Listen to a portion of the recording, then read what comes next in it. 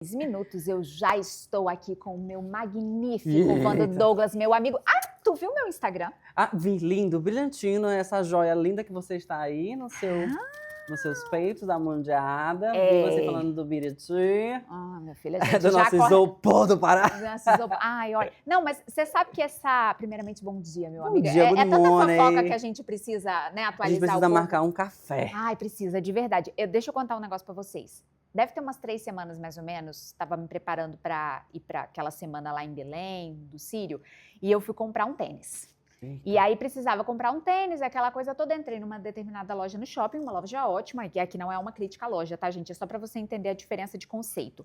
Quando a moça foi apresentar o tênis, ela falou, olha, essa marca aqui, ela tá com uma tecnologia inovadora, é como se fosse uma aba, assim, na parte de baixo do tênis, que ela é muito macia e ela é feita com a mesma tecnologia do isopor. Olha que maravilhoso. E eu confesso a você que, esteticamente falando, eu não gostei, porque eles não fizeram muita questão de esconder. Na verdade, ficou como se fosse a estética do tênis. A aparência ficou feia. Eu não gostei, mas tá vendendo igual água, o povo tá realmente amando. Nossa, olha que incrível, que disruptivo, que maravilhoso, e não. Pois pronto. Eis que acordo na manhã de hoje e descubro lá uma pergunta na minha caixinha falando: comprei um artesanato, não, um cordão no Pará, no Instagram, e me chega um cordão de isopor. Como chamam isso de arte? Ai, olha, Vando, Não, de mulher, lascar. a gente vai falando sobre esses processos de conhecimentos, que são aqueles conhecimentos mais empíricos da nossa região, do nosso estado, e as pessoas elas não têm a preocupação de pesquisar sobre antes de comentar, ou tentar pelo menos entender por que é assim, por que tá nessa forma, tem uma história sobre isso, aí a gente fica aqui, né, batendo cabeça, mas uma hora a gente vai continuar falando até as pessoas entenderem que conhecimento não é, né, para qualquer um, né, mas a pessoa está aqui disponível com a internet, pode pesquisar. Já viu aquele ditado? Água mole em pedra dura, tanto bate até que fura. É assim, nós somos brasileiros e paraenses e não desistimos nunca. Justamente. Quando a gente falou de café, vou aproveitar e te entregar esse presente incrível. Segura aí.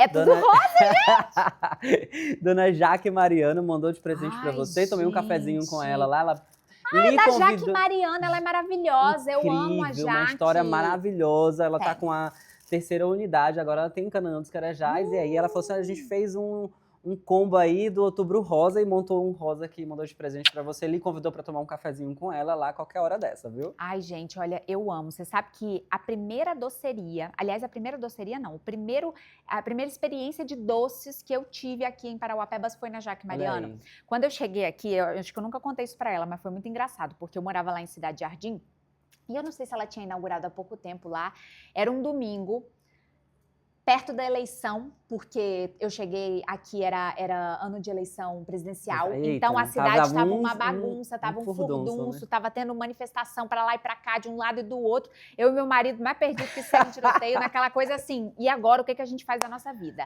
E eu falei, mas um docinho agora. Daria bem. Um docinho agora. Eis que eu joguei no Google, né, recém-chegado em Parauapebas, não sabia, e saiu lá, docerias próximas a você, Jaque Mariano, fica na Avenida dos Ipês. O Glaucon falou assim, não deve ser tão longe, deve ser perto. Pegamos o carro, chegamos lá. Quando eu vi aquele lugar cor-de-rosa todo decorado, instagramável, maravilhoso, mas eu sentei lá. Gente, mas eu comi tanto doce aquele dia. Agora você vai comer bastante, ela mandou uns doces aqui, espero que seja de cupuaçu. Ai, tem um monte mandou de coisa uns bem gostosa. casados, mandou aqui uns brigadeiros. E ela acertou tanto, porque o meu doce favorito da vida é o bem casado, tá? Eu gosto de todo tipo de doce, porque eu sou uma formiguinha, mas bem casado ganha meu coração. Não sei se pela história do próprio doce ou pelo doce em si, mas eu amo do fundo do coração. Jaque, um beijo pra você. E é tudo rosa, gente, com um objetivo, tá? É a campanha do Outubro Rosa. Isso mesmo. Mas vamos lá, né? Falar do que o pessoal já estava te mandando mensagem. Já estava. Olha, Vando, eu li um livro já tem bastante tempo e eu sempre revisito esse livro algumas vezes, porque eu acho o título dele muito emblemático, que é Nunca Pare de Aprender. E o livro ensina como é que a gente pode colocar na rotina esse ímpeto, esse objetivo de sempre absorver um pouquinho de conhecimento de áreas distintas. E eu percebo que você é muito inspirador nesse sentido, porque eu sempre vejo você em movimento. E gente em movimento tá sempre aprendendo. Demais. Né? Todo o tempo que... minha filha, meu pai... assim, depois vocês podem ir lá na minha história, depois eu vou criar esse momento lá no meu Instagram. Meu pai é analfabeto, minha mãe também não tiveram condições de estudar. Hoje meu pai lê a Bíblia, né? Ele tem uma leitura, que a gente fala, minha mãe muito menos, mas minha mãe é uma empreendedora. Meu pai viu uma matéria na televisão falando assim, mas para estudar, tem que estudar, e quem estuda de madrugada absorve mais conhecimento. E na época eu estava fazendo um vestibular, e meu pai sempre foi muito empático dizer, tu quer ir pro pé da enxada, porque meu pai é pedreiro? Ou tu quer estudar? E eu falei, eu vou estudar, né? Porque eu não quero pra enxada, não. E aí ele falou assim, então tu vai acordar de madrugada. Meu pai, 3 horas da manhã, com a garrafa de café na mesa, bora, levanta pra estudar pro vestibular. Tu jura? Juro por Que Deus. história maravilhosa! E ele levanta. E aí, a primeira semana foi difícil eu levantar, né? Então, assim, ele ia lá me acordar mesmo. Ele já fazia as orações dele de madrugada, né? Meu pai é pastor. E aí, quando foi na segunda semana, eu já acordei antes dele. Então, quando ele ia lá, eu já tava com a água no fogo para ele fazer o café. E aí ele falava assim, ou você vai entender que você precisa estudar para você mudar de vida, ou tá difícil. Eu não tive essa oportunidade que você tá tendo hoje. Então, eu quero que você tenha essa oportunidade. E aí ele me deu essa oportunidade. Então, todos os cursos que tinha. Tem aqueles cursos de qualificação profissional que era tudo 10 em 1, que era tipo assim, em um mês, faça não sei quantos cursos. Ele pagava. E ele, então assim, ele sempre foi muito enfático em dizer que o estudo ia transformar a minha vida. E a gente vai falar muito sobre, eu sempre comento sobre isso, preto, filho de pedreiro, filho de feirante, estudante de escola pública, mas que entendeu que o estudo ia transformar a minha vida, a minha profissão e a minha pessoa. E aí, desde então, eu continuo estudando. Que maravilhoso. E é aquela frase que parece clichê, mas a gente leva para o coração, né? Que o peso da caneta é muito mais leve do que o peso da enxada. E aqui não há nenhum tipo de demérito a qualquer trabalho braçal, muito pelo contrário, mas quando a gente olha para dignidade humana, se nós pararmos para analisar o conceito da dignidade, nenhum ser humano deveria ter que ganhar a vida se esforçando fisicamente de forma tão visceral a ponto de ganhar algumas comorbidades, né? Justamente. Como sequelas de coluna torta e outras doenças relacionadas a esse ambiente laboral. Vando, essa história, ela te inspirou a começar. E eu te falo que toda mudança que a gente quer promover na nossa vida, ela começa por uma indignação, né? Ela tem que começar por uma certa raiva. As pessoas falam, não sinta ódio, não sinta raiva, e eu entendo, mas às vezes a gente tem que olhar com tanta insatisfação para uma determinada coisa que é isso que vai nos fazer mudar. Mas isso não faz a manutenção. A raiva, ela te impulsiona, mas para manter a rotina, você tem que ter essa persistência. E você fez isso, inclusive agora indo para esse congresso, que é entendendo que por mais que você hoje já saiba muito mais do que você sabia há 1 ano ou há 10 anos, você pode continuar aprendendo. Qual é o segredo para isso, meu amigo? Eita, vamos lá, né? Resumir para vocês aqui, né? Eu sempre gosto de enfatizar isso. Eu Vando técnico de mineração, sou formado em administração, eu tenho um MBA em marketing e mídias sociais. Eu estou cursando a minha 2ª graduação, que é secretariado executivo trilingüe pela Universidade do Estado do Pará. Né, são 4 anos aí, a gente já está entrando em 50%. E estou fazendo também mais uma pós-graduação pela Estácio de marketing político. Por quê, Vando? Porque eu acho que nesse processo de aprendizado, há uns tempo atrás, eu estudava para dizer que eu precisava de uma profissão, né? E aí o Vando, lá em 2016 para 2017, quando eu sofri meu acidente, que foi o que nem ela falou, o que impulsiona, que para mim foi a minha virada de chave, eu entendi que eu precisava me qualificar ainda mais para poder estar no mercado de trabalho. Essa ida lá para Maringá foi um processo muito louco, assim, porque não era a minha realidade, né? Eu falei para todo mundo, assim, a minha primeira graduação, eu fui bolsista pelo ProUni 100%, eu vinha para Parauapebas pelo ônibus que eu era estagiário da Vale. E aí eu vinha de busão, de carona, e voltava na Ceilândia de 2 horas da manhã para Canaã, 4 vezes por semana, e consegui diminuir para 3 naquela época, que eu fazia as atividades e os trabalhos acadêmicos. E aí isso foi entendendo que aquele meu ciclo do filho da feirante, do pedreiro, precisava mudar alguma coisa. E aí hoje a educação, ela faz parte do meu cotidiano, eu gosto de entender, eu entro no portal da transparência da prefeitura para ver onde que foi investido os fundos, eu gosto disso, e gosto de estar inserido para poder eu sentar numa roda de conversa, seja de qualquer pessoa, seja com um doutor, seja com um médico, ou seja com o meu pai que tem um conhecimento gigantesco, ou eu sentei com o seu Francisco, na porta da casa dos meus pais, que ele tem 91 anos, e ele briga comigo que eu não vou lá pedir bênção para ele. E ontem a gente estava falando disso, ele sempre trabalhou na roça, hoje ele faz hemodiálise, hoje ele é acompanhado pelos netos e tudo, e eu vou lá sempre perguntar se está tudo bem, e ele falou assim, meu filho, continua estudando mesmo, porque vai mudar mais a vida dos seus pais, você vai dar essa oportunidade que eles não tiveram. Então eu tô olhando as motos aqui, nos bastidores, né? E aí meu pai sempre falou que o sonho dele era que quando eu completasse 18 anos ele me desse uma moto, porque ele realizou, tipo, o sonho dele. A primeira vez que ele comprou uma calça nova foi com 18 anos dele. Uau. Então com os meus ele queria me dar o que eu queria sonhado. Então a gente pegou todo esse momento para fazer acontecer. E hoje estar no digital é uma escolha. Foi uma opção do Vando, né? Trabalhei na Vale, trabalhei numa multinacional, já tive a possibilidade de trabalhar em outras empresas. Acho que o último processo seletivo que eu fiz era para mim ir para a China, né? Fiz uma entrevista em inglês e tudo mais, mas assim, eu optei em realmente ficar aqui e aprender com esse processo. E eu estive no Congresso Nacional de Secretariados Executivos do Brasil e foi transformador poder levar conhecimento e ter conhecimento na área do que eu já faço, que eu estou aprendendo, né, para se tornar um gestor de qualidade, que seja humano, mas entendendo lá que a inteligência artificial ela está aí e a gente precisa se adequar a ela, né, precisa pelo menos entender, porque quem domina ela é nós, a verdade é essa. Então, transformar a vida do dia, do cotidiano é o que eu gosto de fazer e mostrar isso todos os dias. Por exemplo, hoje eu tô aqui, faltou energia lá, não sei se você ficou sabendo, né? Faltou energia lá, queimou uns dois transformadores, nós estamos sem energia. E aí hoje vai ter um evento que é na Escola Técnica Vale do Pará, que eu sou parceiro e padrinho, que é o ciclo de palestras. Mas aí todo o tempo o ciclo de palestra a gente levava um técnico de segurança para a sala de técnico de segurança para falar sobre o técnico de segurança. E eu falei assim, Patrícia, que é a coordenadora, bora fazer diferente? Ela, como? Eu falei, eu vou convidar as empresas e eu quero que as empresas, independente do ramo delas, entrem numa sala do técnico de enfermagem e mostre as opções que tem para o mercado de trabalho. Então, eu posso ser técnico de enfermagem, mas eu posso trabalhar numa empresa na Vale, numa terceirizada, posso trabalhar no outro posso montar meu empreendimento, ser empreendedor, virar um autônomo. Então, abrir essa mente das pessoas que a educação, que o curso técnico, que o nível superior, ou quem sabe mesmo o conhecimento empírico ali daquele momento, pode fazer a transformação da mente da pessoa. E transforma mesmo, tá? E eu acho que existem duas formas da gente encarar as mudanças que o mercado proporciona. A primeira é com medo. Então, quando a gente fala, inteligência artificial, porque os robôs vão tomar os nossos lugares. Olha, se você analisar alguns dados, inclusive tem um relatório que se chama O Futuro do Trabalho, né? The Future of Jobs, que ele fala justamente sobre essas mudanças comportamentais no mercado.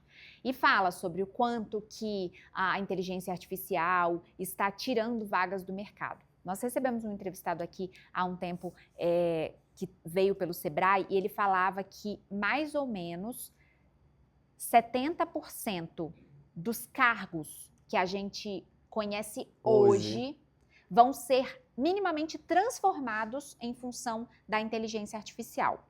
E dentro desse contexto, mais de 40 milhões de vagas deixarão de existir por conta da IA. Quando você analisa esse número, você fala, eita glória, né? Exorbitante. Só que o mesmo relatório também aponta que outras 90 milhões de vagas serão criadas em função da inteligência artificial. Ou seja, o saldo é positivo.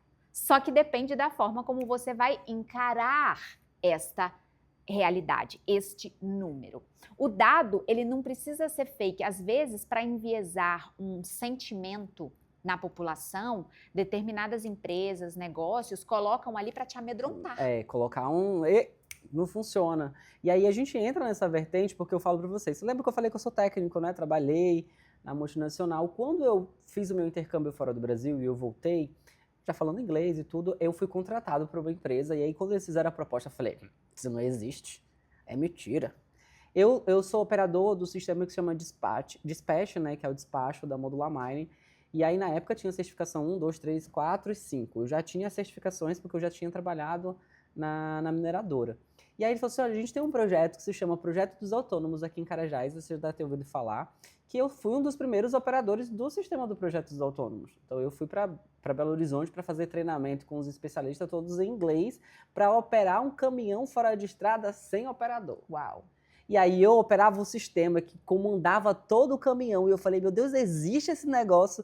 E aí eu falei assim, menina, é brincadeira. E aí quando a gente começou a fazer o treinamento e estudar, e foram 4 meses sentado para estudar todo o manual, para poder entender. E eu falei, cara, isso aqui é uma realidade que talvez a minha comunidade, né, da minha cidade não teria condições de entender o que funciona. E a gente tem isso aqui em Paropebas. A gente tem aqui uma ampliação agora para o Salobo, se eu não estou me enganado. E isso me fez entender que existe uma tecnologia gigantesca e que nós precisamos estar adaptados para esse processo. Eu fiz um resumo expandido com a Adriana, minha amiga da faculdade, e o Eric, que fomos para Maringá para esse congresso, que foi, né, a inteligência artificial no secretariado. Uau! A gente está falando de extinção ou de reinvenção? Porque a gente vai ser extinto pela inteligência artificial, que antigamente a gente demorava horas para fazer um relatório de uma ata, de uma reunião, que agora a gente tem um aplicativo que faz a leitura labial do povo lá e o pessoal está conversando e ele entrega todo o relatório, que antes demoraria um mês para poder entregar aquela ata daquela reunião. Agora é quase instantâneo. Agora é instantâneo, ali, pai, já em menos de um dia eu consigo entregar. Então, é esse processo de conhecimento. E aí a gente vai falar de inteligência artificial, porque muita gente confunde o ChatGPT com a inteligência artificial. O ChatGPT é uma inteligência artificial, tá? Então, uma das que existem, né? Então, existem várias inteligências artificiais. O ChatGPT veio para poder mensurar isso e ser mais fácil em acesso para as pessoas, mas a gente está falando de que eu preciso entender que eu sou humano e que o humano ele não é substituível. Porque eu posso colocar ali, me faça um relatório das atividades da Isis Drummond na televisão. Ele vai me fazer um relatório das informações que eu mandei para lá. Mas ele não vai saber que eu sei que a Isis Drummond, por exemplo, gosta de fazer alguma coisa específica, ela gosta dessa forma porque eu sou humano, eu sei o feeling nesse processo que eu tenho com ela. Então isso não é substituível. Essa relação humana, ela não é substituível, seja ela no trabalho ou em nós. E aí a gente vai pegar uma outra vertente, que é justamente isso, é como eu também estou utilizando a inteligência artificial no meu trabalho. E aí, para passar mais uma pergunta para a Isis, eu lembro que a Isis comentou lá nos stories dela, eu lembro disso plenamente, e eu que fiquei com medo de colocar o traço, porque eu pensei que as pessoas iriam pensar que foi feito por inteligência artificial. Meu amigo, eu vou te dizer, para quem não está entendendo o que o Vando falou, a norma culta do português, quando a gente vai, na verdade não do português, né? A norma culta da escrita acadêmica, da escrita do dia a dia, ela tem recursos de pontuação, por exemplo, como ponto, como a vírgula, como ponto e vírgula, como 2 pontos. Um desses recursos se chama travessão.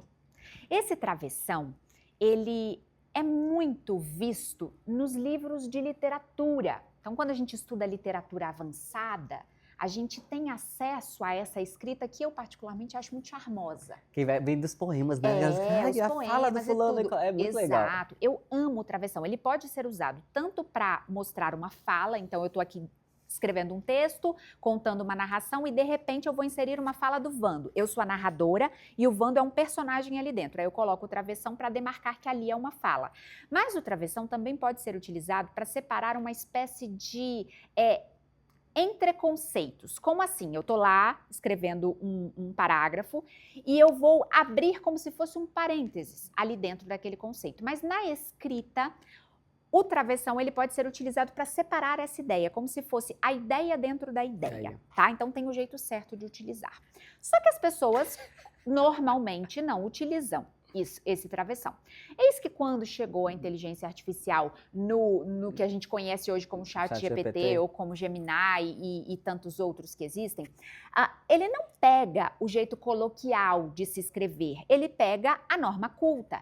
Então, muitos textos gerados pela própria inteligência artificial vêm com o uso do travessão, que é um recurso linguístico utilizado. Só que acabou virando uma marca registrada. Então, o que acontece? Vamos supor, o fulaninho, que não sabe escrever Lé com Cré, vai lá e manda um conceito pro Gemini. Eu quero falar sobre não sei o que lá. Aí o GPT que vem falando assim, nunca foi somente sobre blá, blá, blá. É sobre nananã. E aí vem e coloca o travessão lá como uma coisa megalomaníaca maravilhosa. E as pessoas começaram a virar peritos de GPT. Então fala, tem travessão? Foi escrito pelo ChatGPT. que a Isis passou a fazer? Passou a tirar o travessão do próprio texto escrito por mim, porque eu fiquei com medo do povo falar, vai achar que eu tô escrevendo pelo ChatGPT. É de lascar. Esses dias eu coloquei uma legenda, né? E aí eu falei assim, eu vou deixar... Eu fiz mesmo no ChatGPT, faço uma legenda fulana de tal e tal, e aí vem a descrição embaixo. E eu falei, eu vou deixar aqui, que é pro pessoal vir comentar. A gente sabe do engajamento, né? Que dá. Mas foi enxurrada. E aí a gente fez uma atividade agora acadêmica do último professor, que foi o Jamir. E aí ele falou sobre inteligência artificial na formação acadêmica. Aí ele falou assim, eu reprovei um TCC. O cara fez o TCC incrível inteiro pela última frase que estava. Você quer que eu transforme esse texto em PDF? E aí ele foi lá e zerou o TCC da apresentação ao vivo do cara. E ele falou assim, ele fez todo o TCC dele no ChatGPT. Então eu reprovei o aluno. Não tem problema usar. O problema é como é que eu vou usar. Tem um autor que eu gosto muito que diz o seguinte, que a escrita é o ato prático do pensar. Se a gente deixa de escrever, a gente deixa de pensar. Justamente. Então, utilize o recurso. É como dizer que no mundo de hoje utilizar a calculadora é um problema. Eu imagino que quando a calculadora foi criada, muita gente deve ter sido contra, né? Falar, nossa, agora as pessoas vão parar de fazer conta na cabeça. Justamente. Gente, a calculadora é ótima, assim como a inteligência artificial também. Só que ela não pode te aprisionar. Você não pode deixar de ter a competência técnica para escrever, testar, melhorar. Então, usa para sair daquela tela em branco. Mas otimize os seus processos. Diminua o seu trabalho braçal com coisas que você pode focar em outras. Mas não deixe isso tomar conta da sua vida. Não é isso, meu amigo? Isso aí. Utilizem, façam uso do que as ferramentas elas estão disponíveis, seja ela para empreender, seja ela para utilizar as redes sociais, seja ela para fins pessoais, né? Mas a gente tem ali a ferramenta, então se usa. Quando eu fiz a minha pós-graduação em MBA em Marketing, ele falava assim, utilize todas as redes sociais existentes, mesmo que você não goste, mas você vai poder dizer que você conhece e sabe onde está. Então, a falta de conhecimento, ela não vai existir e você vai continuar utilizando aí, fazendo acontecer. E a gente tem muitas outras coisas para poder falar ainda sobre educação.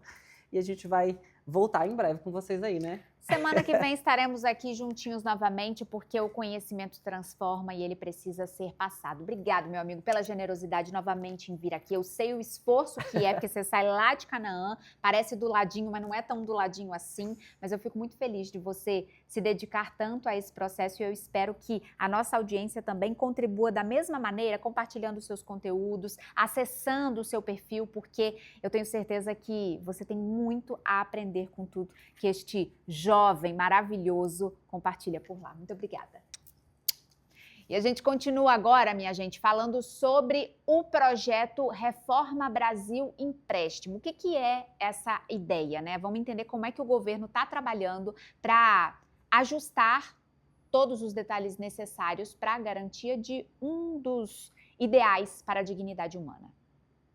O empréstimo varia entre 20 a 30 Meu Deus, obrigada, foi maravilhoso. Aqui, essa fala sua do começo, falando do seu pai, ela é muito boa. Faz esse corte, posta em collab comigo, porque eu acho que esse corte vai bombar. Faço. Depois você vai conhecer a história deles, assim, sabe, Isis? Menino do céu! Eles são incríveis, assim. Minha mãe, eu vou te mandar uns 2 vídeos dela, hoje ela utiliza as redes sociais, assim, não utiliza dela, né? Ela usa o meu pra ela. Ela sofreu depressão, então ela se admira chegar na rua e ser reconhecida como a mãe do Vando, assim, e ganhar presentes, é muito lindo. E hoje meu pai tem essa movimentação inteira nesse processo dele ter vindo justamente para poder cuidar da esposa lá com a gente. Minha irmã tá vindo agora morar em Canaã, porque ela passou no concurso público. E aí tem todo um storytelling na família. Eu não posto muito deles porque tem esse processo ainda, né? Claro. Do cuidado mental deles. Mas, assim, é viral, assim. Ela é viral, ele também, porque ele é muito calmo. Você já viu o filme Dois Filhos de Francisco? Já. Você lembra da história do ovo? Ele ouviu que comer o ovo da galinha crua era... A história É a história. A gente pode colocar, pode até colocar alguma coisa assim, o Dois Filhos de Francisco paraense, sabe? Entendi. E eu acho que, Massa. nossa, super, esse corte de você falando, ele ouviu na rádio que era legal acordar 3 da manhã. Tenta fazer isso, acelera a nossa voz, coloca em 1 minuto e meio, até uns 2 minutos, assim, para não ficar muito longo. Posta. Pode deixar. Não vai embora não,